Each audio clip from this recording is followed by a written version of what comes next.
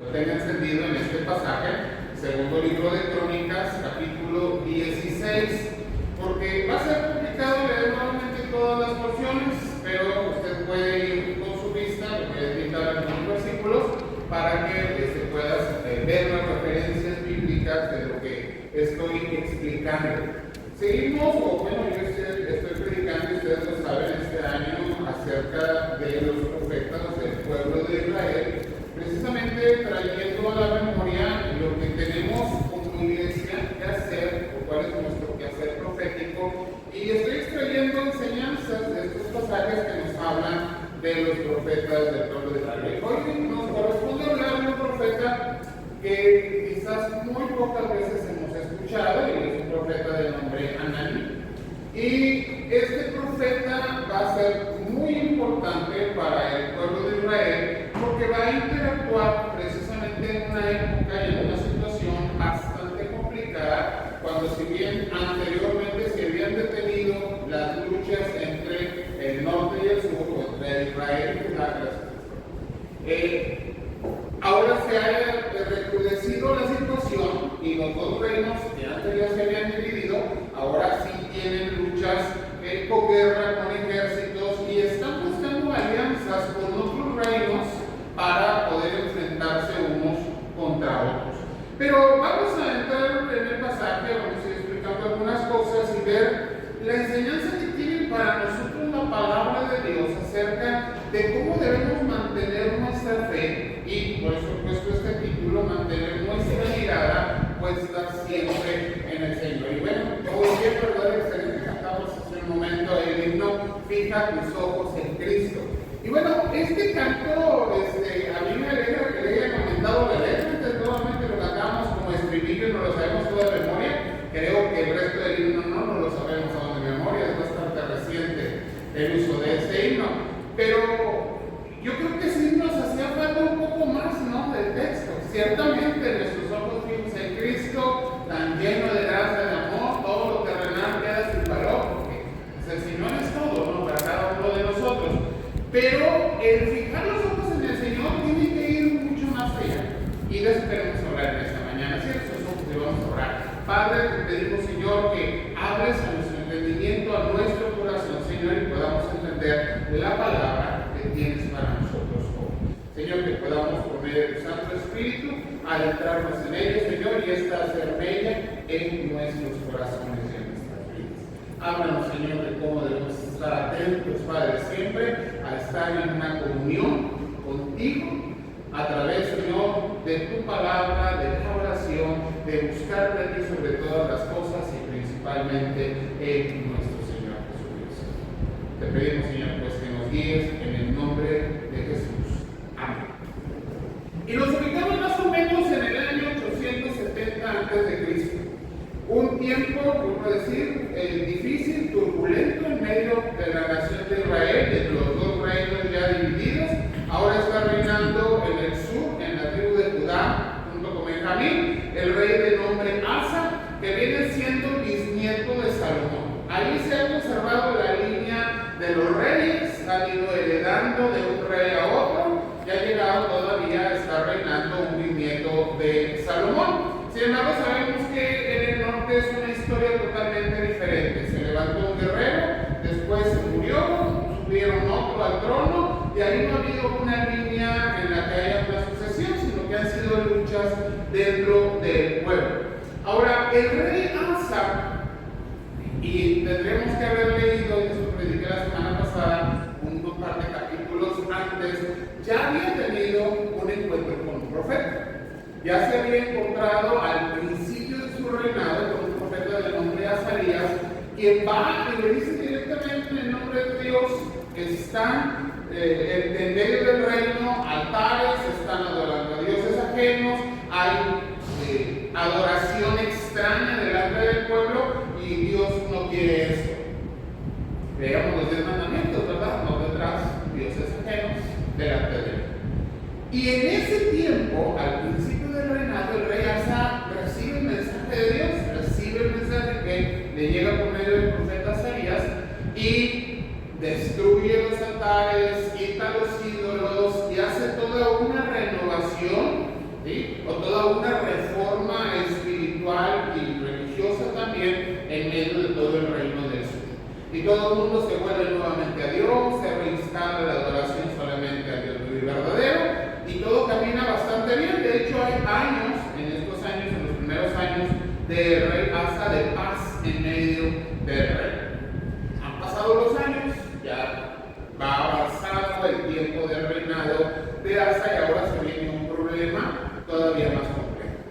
El rey que está en el reino del norte ha pensado estrategias militares. ¿Cómo le hacemos para no dejar que el reino del sur se siga desarrollando? ¿Y qué es lo que hace? Bueno, además de tener alianzas con los asirios, empieza a construir o a fortificar una ciudad. ¿Para qué? Para que no pueda entrar el comercio, para que no haya intercambio de bienes hacia el reino del sur.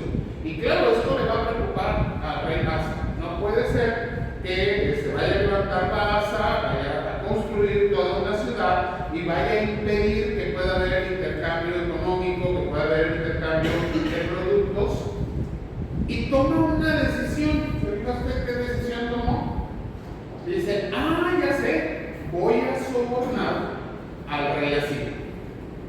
¿Cómo lo hace? Literalmente el pasaje nos dice, fue y tomó los tesoros del templo y vació los tesoros de su propio reino, ¿sí? de lo que tenía guardado como rey, y lo manda todo al rey asirio. Y le dice, yo sé que tienes, una alianza con el rey del norte, quiero que la rompas y que ahora me ayudes a mí. Te mando todo este oro, toda esta plata, y vamos a hacer nosotros una nueva alianza. Y le dicen, como la tenía mi padre y el tuyo. Pues vamos a hacer una nueva alianza. Pero el problema no está directamente en que le haya buscado hacer alianzas humanas, pero cometió los grandes errores, pues sacó los recursos de Dios. Especialmente vació los tesoros del templo, sacó el oro, sacó la plata dedicada y ofrecida a Dios y se lo envía al rey así. Y en segundo lugar, cuando en principio y en tiempo antiguo había confiado plenamente en Dios, había entendido la palabra de los profetas, había roto los altares ajenos, ahora en lugar de voltear a Dios, de poner sus ojos en el Señor, de decir, necesito que me ayudes porque el problema está grande, porque nos están sitiando básicamente y no vamos a poder ni comprar, ni vender, ni tener alimentos. No confía ya en Dios, y lo que hace es que confía en la alianza económica y política que está construyendo. Y esto, hermanos, a Dios no le da. Inmediatamente envía al profeta, que ahora estamos conociendo, a Hanani, y va a presentarse delante del rey y le va a decir: lo que has hecho, locamente lo has hecho. Esto nos deja una primera enseñanza, la enseñanza de que tenemos como creyentes que ser diligentes en nuestra búsqueda, pero también en nuestra dependencia de Dios. Y vamos nuevamente al pasado, en el capítulo 15 podemos leer, si usted gusta luego hágalo, cómo este rey confió en Dios en principio. Dijo: entiendo que Dios no quiere que haya dioses ajenos, entiendo el mensaje, hago cambios radicales en mi casa, hablando del reino y él como rey, rompo todos los altares y vamos a retomar la verdadera adoración a Dios. Y esto pasa, yo inmediatamente lo asimilé como cuando tenemos un encuentro, o nuestro primer encuentro con el Señor, ¿verdad? Estamos dispuestos a hacer cambios en todo. Algunos hasta nos deshacemos de música, cambiamos muchos de nuestras formas de pensar, de ser, estamos dedicados a buscar en la palabra, aprender más, queremos escuchar predicaciones, estudios, buscamos en internet o en el radio, en algunas estaciones, y cambiamos nuestro estilo musical y queremos que nuestra familia sea totalmente transformada. Y bien, el problema es cuando pasan los años. Y cuando pasan los años y sabemos que aunque estamos en el Señor, los problemas no dejan de ser. Tenemos situaciones adversas, hay situaciones situaciones complejas. El rey se está enfrentando ahora, pues el rey contrario, pues está bloqueando totalmente la ciudad y va a haber una escasez. Y escasez y problemas adversos los tenemos todos los creyentes. Pero habiendo confiado al principio en el Señor y habiendo hecho cambios radicales aún en su vida, ahora el rey, en lugar de voltear nuevamente a ver al Señor y conservar para el Señor su diligencia y su dependencia, se le ocurre una gran idea. Ya sé, en lugar de confiar más en Dios, voy a hacer mi propia construcción de la manera en que me voy a defender. Es decir, a mis propias alianzas, por mi propia manera, yo ya me puedo defender. ¿Y sabes a qué equivale esto, hermano? A decir que ya no necesito de Dios. Ya no lo requiero.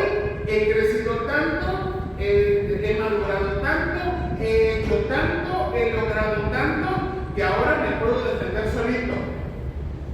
Ya no necesito estar dependiendo de Dios. Grave error. ¿Quién le dice el profeta? Locamente has hecho esto. Porque si al principio de tu vida como creyente dependiste de Dios y viste la bendición que había en ello, es una locura que ahora estés buscando hacer tu propia vida, tus propias decisiones, tus propios tratos, lograr tus propios objetivos sin depender de Dios. Y tenemos que aprender esa lección. ¿Por qué te digo esto? Nos sucede como cristianos. Claro que no sucede. Y claro, el contexto es totalmente distinto. El Señor vino a nuestra vida, nos transformó, nos cambió. Estamos con tanto gozo, soy nueva criatura, la Escritura. Sí, hemos sido hechos nuevas criaturas en Cristo. Definitivamente. Y en principio estamos, como lo dice también la palabra, en nuestro primer amor. Entonces todo es el Señor, todo es alabable, todo es aprender, todo es meditar, todo es tratar de estar en la compañía de los creyentes.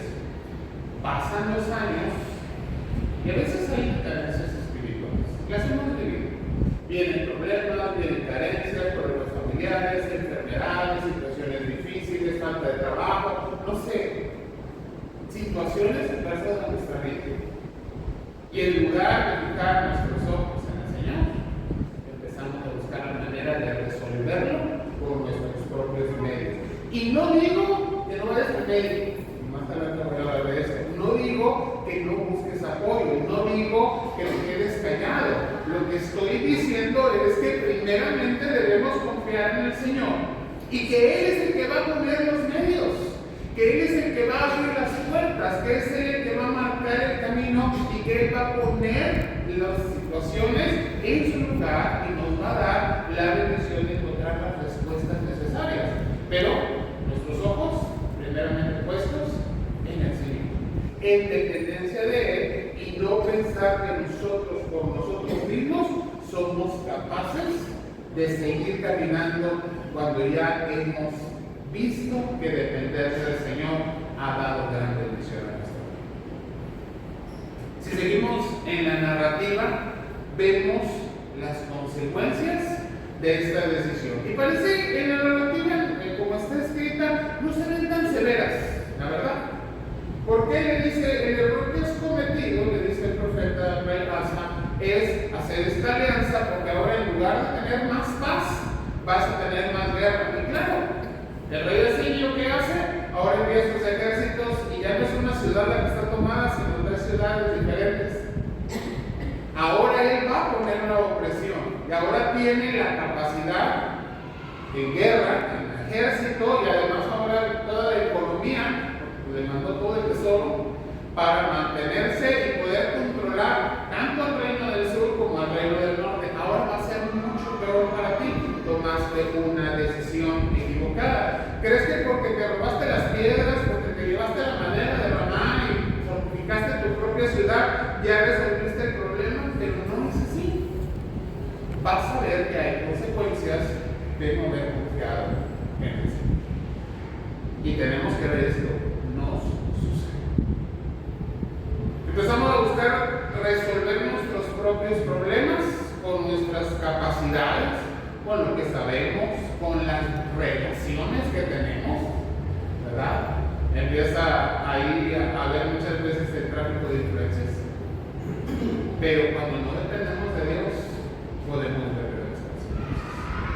De repente parece que todo va arreglándose y caemos en un bache más grande. Y decimos, no, yo puedo, me voy a levantar y voy a seguir adelante. Y sigo sin voltear a ver a Dios en primer lugar. Y más al rato estoy más profundo y más profundo. Parece que el ser humano nos gusta esto. Queremos llegar hasta el fondo, hasta lo más bajo para decir, Señor, pues aquí estoy, ¿por qué no me has ayudado? Y bueno, usted es un Dios lleno de gracia y amor, definitivamente, pero su deseo.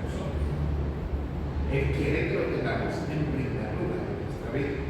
Y este es un grave error que podemos cometer una y otra vez. El profeta Hanani confrontó a Asa y le dijo, te ha faltado la fe. La falta de tu fe en Dios, la que tuviste en el pasado, la que te hizo cambiar todo, hacer toda una reforma en el reino, ahora ya no está presente y Dios no se agrada de esto. Dios espera primeramente que le busquemos a Él, que busquemos su ayuda, que busquemos su dirección y que confiemos en Él en todo momento. ¿Y tú qué hiciste? Buscaste una solución temporal, una solución humana, y en lugar de resolver el problema lo has agravado más. Y hermanos, sabemos que el Señor siempre está para ayudarnos. Ahí están. Sus oídos están abiertos, sus ojos están sobre nosotros y sus manos están extendidas. Su bendición no nos abandona.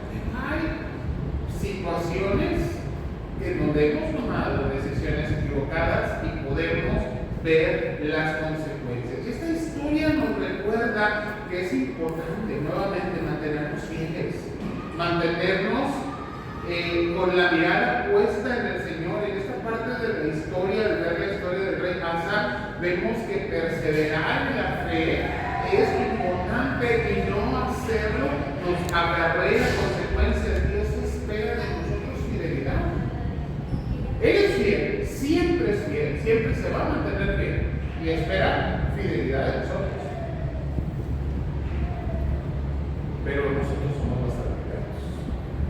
No solamente dejamos muchas veces de agradecer sus bendiciones, sino que además, en medio del conflicto, ya no lo estamos buscando a Él. Yo creo que por eso la palabra nos recuerda cuán importante es volver siempre a nuestro primer amor. Siempre volver a nuestro primer amor. Siempre recordar cómo era mi vida en el principio que conocí la palabra, que el Evangelio llegó a mi vida, que el Señor hizo una transformación en mi ser. ¿Cómo era en ese momento? ¿Y qué tanto se ha diluido en el camino a través de los años que tienes de conocer al Señor y cómo hemos caminado? Pero necesitamos voltear nuestra mirada y volver a nuestro primer amor. Y en tercer lugar, quiere decir sí, el Señor tiene misericordia, siempre va a dar oportunidades de arrepentimiento. Y tenemos que voltear nuestra mirada y buscar al Señor en humildad. Mira la actitud de Asa. Se presenta el profeta, le hace ver que se ha equivocado y en lugar de decir, la regué, me equivoqué, Dios, perdóname, me pongo delante de ti, se enoja, agarra al profeta y lo mete en la cárcel. Y no se conforma con eso, dice la palabra, y empezó a maltratar a muchos de los que estaban a su alrededor. En lugar de ponerse humilde, en lugar de buscar al Señor, porque ya se le dijo que lo que hizo fue equivocado, no, se enorgullece. Y yo creo que en ese momento le entró el pensamiento que si yo soy el rey, aquí se hace lo que yo digo. Y mete al profeta en la cárcel y empieza a hacer en contra de su propio pueblo. Pasan unos años y le viene una enfermedad. Leía por ahí un comentario que quizás esto está totalmente, ¿cómo se dice?, inferido solamente de que tenía un problema en los pies, pero como esto lo lleva a la muerte y en 2 años se enferma de los pies gravemente, dice la palabra, y en 2 años se muere. Hay por ahí un comentarista que dice que probablemente era diabético y había que cortarle los pies. Hay que poner cuidado en eso. Pero fue una oportunidad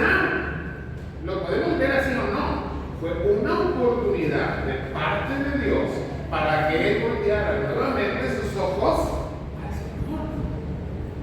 Y en lugar de clamar, y el texto bíblico lo remarca muy fuertemente, no buscó a Dios. ¿Qué hizo?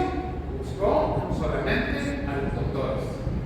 Y vuelvo a decir, no estoy en contra de los médicos. Yo soy muy bendecido a través de los médicos que me atienden mis enfermedades. Pero yo sé que la sanidad viene de Dios. Y estoy seguro que tú lo sabes también. Pero entramos nuevamente en situaciones en las que primeramente buscamos dónde encuentro respuesta. Y en lugar de decir, Señor, estoy mal, estoy enfermo, estoy en esta situación. Y entender que Dios nos está dando nuevamente oportunidades de poner nuestra atención en Él, seguimos haciéndolo a un lado, seguimos no buscándolo con fe, y bueno, esto lleva ya a consecuencias. El rey murió, ya había preparado su propia tumba, lo embalsamaron, le pusieron muchos perfumes, lo enterraron con todas las pompas de la realeza, pero esto ya debe ser absolutamente de nada. Su fe terminó no estando puesta en el Señor. Qué importante es, hermanos, que cuando el Señor nos da oportunidades, y siempre está dándonos oportunidades, busquemos en humildad arrepentirnos y regresar a la fe en Él. A veces el Señor hace en nosotros y requiere en nosotros pruebas fuertes. Hemos visto en nuestro camino como pastor personas que han pasado por pruebas tremendas y ha sido la única manera de que vuelva nuevamente a buscar al Señor, a confiar en Él. Y yo siempre he dicho, pero qué necesidad hay de llegar a esos extremos. Cuando el Señor nos ha hablado una y nos ha hablado otra vez, pero parece que cuando nos habla en el viento suave, ahí no pasó nada, además Dios ni siquiera está molesto. Y esperamos hasta que el trueno resuena para decir, acá debería de buscar al Señor. Y a veces ni con el trueno le quedamos a Dios. Y qué terrible, porque lo primero que debería desarrollarse en nuestro ser cuando Cristo está en nosotros es la humildad de Cristo mismo en mí. Tenemos entonces que revisar una y otra vez a lo largo de las situaciones de vida, de las experiencias, de los problemas, ¿cómo está mi fe? ¿Está puesta en el Señor? ¿Estoy caminando como al principio que lo conocí? ¿Estoy buscándolo? Primeramente me encomiendo a Él, le busco a Él, y después veo que el Señor tiene como respuesta, porque claro, va a abrir la ciencia, los recursos y bendiciones que a veces no sabemos ni de dónde llegan, pero el Señor las manda para bendecir nuestras vidas. O estamos buscando nuestras propias alianzas, apartando, haciendo a un lado la fe en el Señor y buscando la solución humana y la solución inmediata. La diligencia en buscar a Dios es importante. Tenemos que hacerlo conscientemente, tenemos que hacerlo intencionalmente, buscar a Dios en todo momento, en todas las cosas, y más cuando estamos en esas situaciones difíciles, buscarlo solo a Él, perseverar en la fe que el Señor nos ha dado, acrecenta esa fe y nos permite seguir caminando en ella. Apartarnos de ella, los demás traen consecuencias graves. Y sobre todo, recordar que el arrepentimiento viene de la obra del Señor en nuestras vidas, pero necesitamos ver con ojos de humildad lo que Dios quiere hacer. Y ver este ejemplo, que yo lo veo como un ejemplo negativo. Este fue un hombre que, habiendo conocido de Dios y habiéndolo respetado en principio, se apartó, y esto lo llevó hasta su propia. Sabemos que en la gracia de Cristo esto no va a suceder, no nos podemos perder, nuestra salvación está asegurada.